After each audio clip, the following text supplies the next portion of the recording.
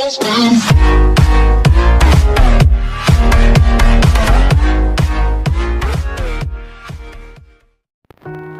достар, сіздермен бірге қарапайым қазақ каналы.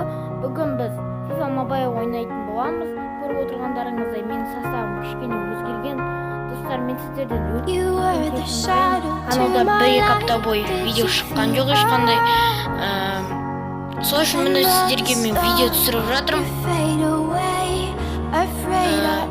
Мен составымда көріп отырғандарыңыздай көбісін өзгерген байқаған шығарсыздар өздеріңіз. Мен подписчиктерім.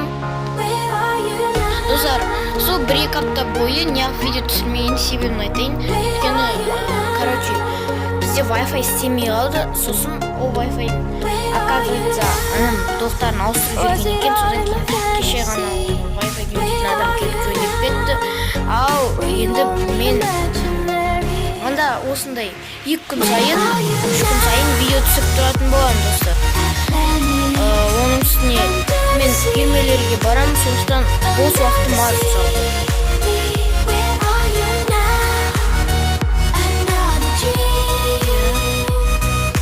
Cristiano Ronaldo, Miralem Pjanic,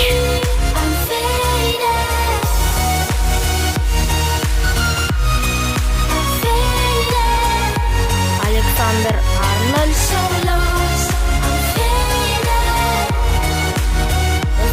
Чемпионат мира көрген болсаңыз, достар, бұл чемпионат мира мен өзім Францияға мен жүрегім негізі бүйрегім Хорватияға бұрып тұрды, алайда тәжірибенің аты тәжірибе, бірақ Хорватияда өте достойно ойнады, финалға дейін шықты. Бұның өз сенсация болғанын айттық. Ал 2014-те Камерун, Мексика, Бразилия секілді қиын топтан шыға алмай қалғанды. Ал бұл жолы тұңғырсы топтан шықты және де финалға дейін жетті. Достар, Модрич болды, менің ең сүйікті ойыншыларымның бірі Лука Модрич.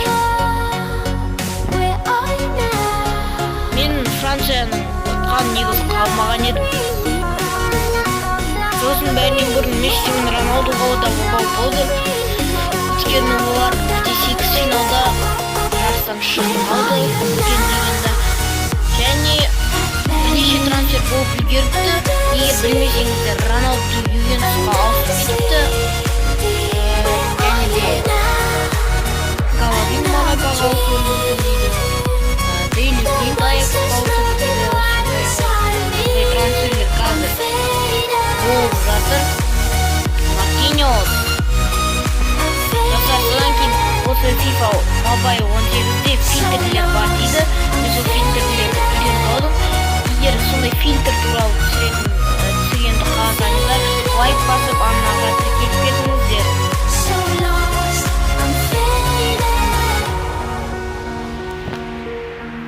Достар, егер білмесеңіздер, бұл видео түсіруде оңай емес екен.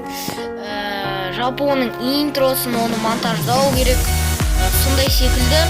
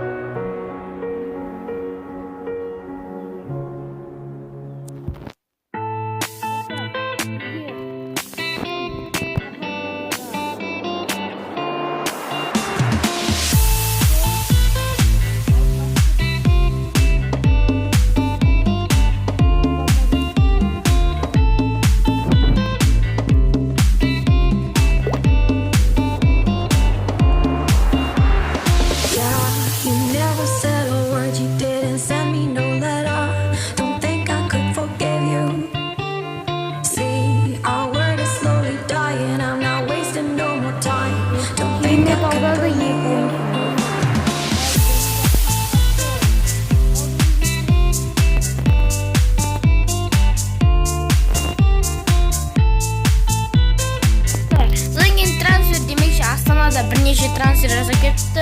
Егер білмесеңіздер, олар сербиялық Антонио Рукавина мен Ричард, азербайжандық Ричард, азербайжандық емес бразилиялық Ричард Альмейданы командаға қосты.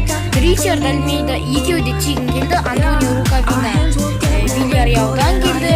34 жастағы ойыншы, оның құны 1 миллион евро. Ал Ричард Альмейда жасы 29-да Азербайжан құрамасында ойнайды. Және ол бізге Ақтөбе құрамасынан келді. Ақтөбеден енді ол Ақтөбенің ең қымбат ойыншысы десек болады екен. Оның бағасы 1 миллион 800 мың евро ма сондай алады. Астана Судескамен ойнайды. Айта кетелік. Және Астананың ойыны бірақ мынадан пас бере алмай. Бұл әдеті ғой. Бірінші неде ойнамайды. Бірінші квалификация кезеңінде, ал екінші кезеңде барасын көрсетеді. Бұлда да Спартак Юрмаламен болған ойында ең басында онша ойын көрсетпеген болатын. Одан кейін жақсы ойын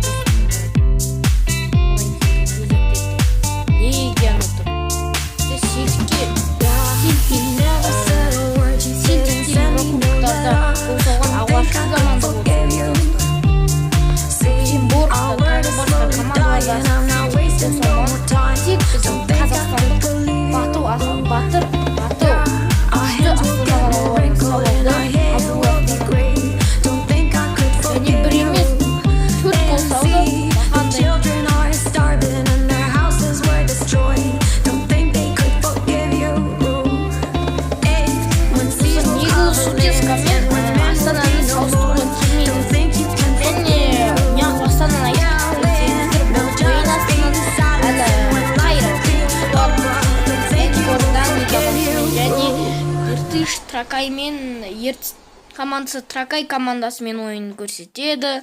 Содан кейін бізде кім? Ертіс Тракаймен ойнайды.